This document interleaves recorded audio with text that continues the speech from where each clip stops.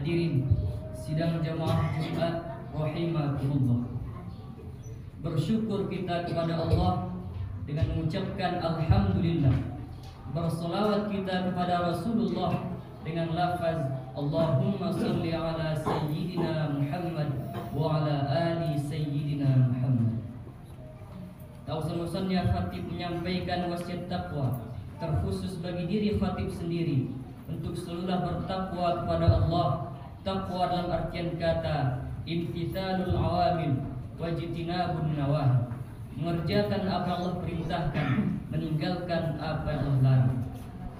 Hadirin sidang jamaah Jumat rahimakumullah.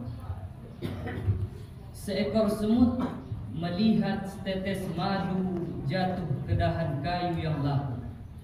Dia mencium aromanya dari jauh. Kemudian dia mulai mendekat. Dia tahu ini madu harum semerbak. Kemudian dia mulai mencicipi rasa manisnya. Kurang puas, akhirnya dia lebih mendekat. Akhirnya madu yang kental menarik kakinya satu persatu. Lama-lama kepalanya, akhirnya seluruh badannya masuk ke dalam madu. Mati dalam keinginan hawa nafsu yang tak terbatas. Berawal dari mencicipi, berakhir dengan kematian yang fatal. Kemudian semut-semut lain pun datang melakukan perbuatan yang sama, mencicipi, terjerumus, tenggelam dan mati. Akhirnya puluhan semut mati dalam setetes madu. Kalau mati dalam setetes racun biasa, tapi kalau mati dalam setetes madu merupakan tragedi yang luar biasa. Manusia diharapkan tidak seperti demikian. Maka dikatakan, afala taqilun, mengapa kamu tidak berakal? Afala tatafakkarun, mengapa kamu tidak berfikir? Afala tatadakkarun, mengapa kamu tidak ingat? Fadzakir, ingatkan orang lain. Inna fa'atid dzikra, karena sungguhnya ingat mengingatkan itu bermanfaat. Faksusil qasaso, ceritakanlah kisah mereka yang mati dalam setetes madu. La'allahum yatafakkarun, mudah-mudahan dengan mendengar kisah tersebut terbuka cakrawala berpikir mereka sehingga tak terjerumus pada lubang yang sama. Hanya keledai yang bodoh dan dungu yang akan terperosok pada lubang yang sama dua kali. Tapi apa mau dikata, malam tak dapat ditolak, untung tak dapat diraih. Kehidupan manusia musim berganti, isi dunia itu saja. Dulu, ribuan tahun yang silam, ada seorang raja yang gagah perkasa, 400 tahun berkuasa di atas dunia, dari timur dan barat di bawah telapak kakinya. Sampai-sampai dia berkata, Ailahun ghairi, adakah Tuhan selain aku? Dia tidak menantang Tuhan, tapi dia berkata, adakah Tuhan selain aku?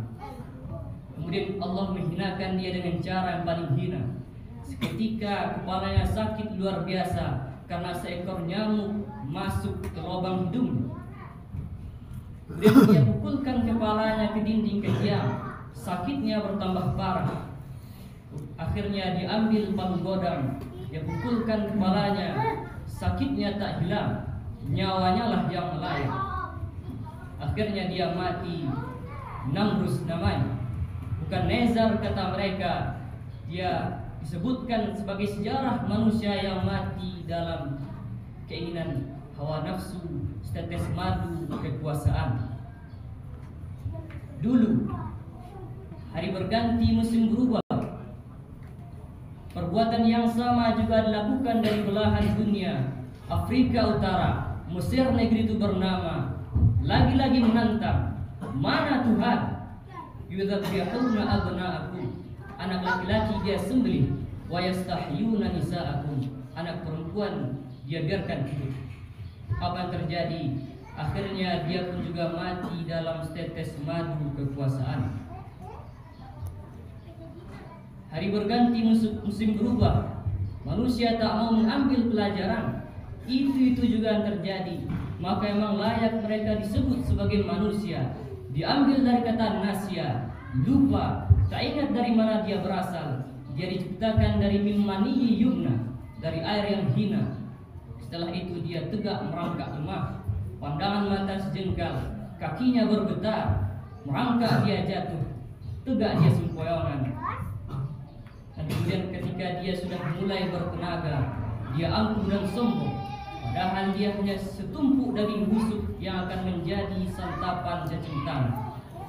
Tapi memang manusia sombongnya luar biasa. Wa nahnu nusabbihu bihamdika wa nuqaddisu lak. Malaikat berkata, untuk apa kau ciptakan manusia ya Allah? Kami akan mengagungkanmu, kami akan memuliakanmu, kami akan mensucikanmu. Allah menjawab, inni a'lamu ma la ta'lamun. Aku tahu, kamu tak tahu. Biarlah ini menjadi rahasiaku. Makhluk itu pun diciptakan makhluk yang sombong, angkuh dan luar biasa. Padahal hanya kecil, tak punya apa-apa. Dia dapat tegak berdiri karena terdiri dari tulang belulang, sumsum, lemak, daging, bulu, kuku, otak. Jantungnya berdetak karena kudrat dan iradat Allah. Nafasnya berhembus karena pinjaman paru-paru dari Allah. Dia dapat tegak berdiri karena otaknya stabil. Sedikit saya dia demam panas, dia langsung terkujur kaku. Tapi memang manusia angkuh dan sombong.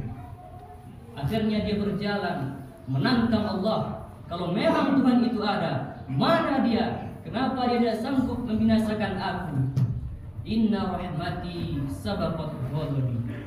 Sungguhnya kasih sayangku lebih mendahului murkaku. Azizun, Allah Maha Perkasa, Ghafur, tapi juga Maha Pengampun. Dia biarkan makhluk yang sombong itu berjalan di atas buminya, menghirup udara miliknya, menghembuskan nafas dengan paru-paru ciptaannya. Lillahi ma fis samawat wa ma fil ardh. Apa yang ada di langit, apa yang ada di bumi, milik Allah. Semua dia pinjamkan. Akan tetapi manusia yang angkuh, yang sombong, yang merasa diri besar, takabur, tak pernah sadar akan itu semua. Hingga akhirnya datanglah malaikat maut mencabut nyawa. Ditarikkan, disentapkan dalam satu tarikan, seperti tebasan pedang pada tempat yang sama beratus kali, seperti kambing yang dikuliti hidup-hidup, seperti mata kayu pancing yang ditarikkan dari kulit yang basah. Hidupnya singkat, baina sittina wa sab'in, antara 60 tahun 70 tahun. Akan tetapi penderitaannya luar biasa. Di alam barzakh nanti 100 tahun, 1000 tahun, dan pada akhirnya malaikat meniupkan sangkakala. Mereka dibangkitkan pada hari kiamat, lepas dari azab kubur. An-naru yu'raduna 'alaiha ghuduwan wa 'ashiyyan. Azab neraka ditampakkan di depan biji matanya, pagi, petang, siang dan malam.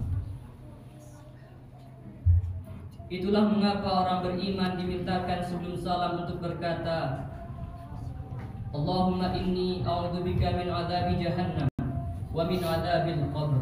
Jauhkan aku dari azab neraka jahannam, jauhkan aku dari azab kubur. Penderitaan demi penderitaan datang silih berganti. Orang yang tak tahu ketika mengantarkan jenazah dia berkata, kita antarkan dia ke tempat peristirahatan. Padahal azab kubur, azab yang pertama, disusul dengan azab mahsyar, disusul dengan titian siratal mustaqim. Puncaknya adalah neraka jahannam. Ketika mereka dimasukkan, malaikat berkata kepada mereka, alam ya'tikum rusulun? Apakah belum datang rasul? Sudah datang rasul, sudah datang wali-wali Allah, sudah datang pewaris para nabi. Akan tetapi kami tak pernah mau mendengar. Lau kunna nasma'u, andai kami mau mendengar, au naqilu, andai kami mau berpikir sedetik saja, pasti kami akan selamat.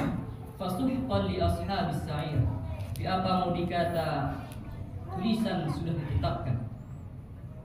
Ketika mereka melihat neraka jahanam menyala, pekikan teriakan terdengar di ujung telinga, mereka pun berkata, Rabbana ya Allah, absarna, biji mata kami sudah melihat azab, wa sami'na, telinga kami sudah mendengar azab, farji'na, kembalikan kami ke dunia ya Allah, na'mal salih, kami ingin beramal salih, inna muqinun, kami yakin seyakin-yakinnya. Akan tetapi hadirin, penyesalan air mata yang meneteskan darah di kelopak mata tak dapat merubah keadaan. Itulah mengapa Allah selalu mengingatkan bagi laki-laki yang baligh dan berakal dalam keadaan sehat walafiat, telinganya wajib mendengarkan wasiat dari khatib. Usikum wa nafsi bitaqwallah. Dengarkanlah, takutlah kepada Allah. Jemaah Jumat yang dimuliakan oleh Allah Subhanahu wa taala. Hari berganti, musim berubah. Waktu yang tentukan sudah sampai dalam hitungan detik. Idza jaa ajaluhum, kalau ajal sudah sampai, la yastakhiruna sa'atan, tak dapat ditunda walau sesaat, wala yastaqdimun. Mata yang terang benderang mulai melihat ruh keluar, terbuka biji mata, ternganga mulut, ruh pun dicabut. Akhirnya semua hanya akan menjadi mimpi dan kenangan sahaja. Mimpi menjadi orang kaya, mimpi menjadi penguasa, mimpi menjadi orang yang dipuji dan dipuja. Pada akhirnya juga akan mati menghadap Allah Subhanahu wa taala. Semua akan menggiring, semua akan menangis, semua akan bersedih sejenak. Dan kemudian mereka akan kembali ke rumah mereka masing-masing dengan mudah melupakan kita.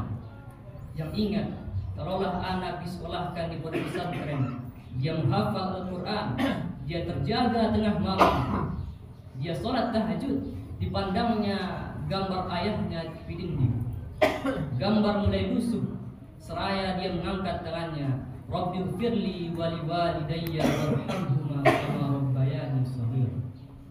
Menetes air mata ke kelopak mata, jatuh ke bibirnya. Sayup-sayup dia berkata, Allahumma ja'al qabrahu rawdatan min riyadil jinan. Ya Allah, jadikanlah kubur ayahku salah satu dari taman-taman surgamu ya Allah. Wala taj'al qabrahu kufratan min khufarin nira. Jangan kau jadikan kubur ayahku salah satu dari lubang-lubang nerakamu ya Allah.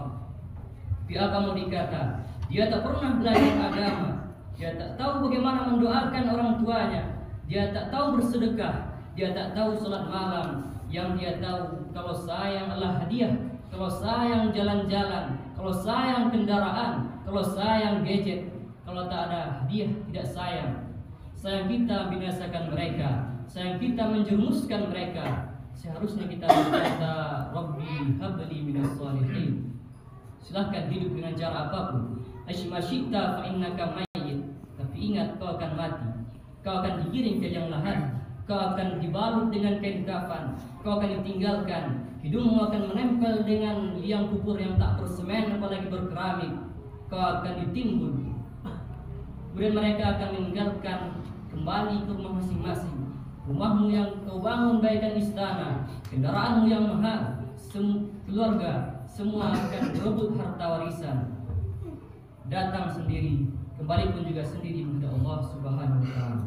Barakallahu li wa lakum fil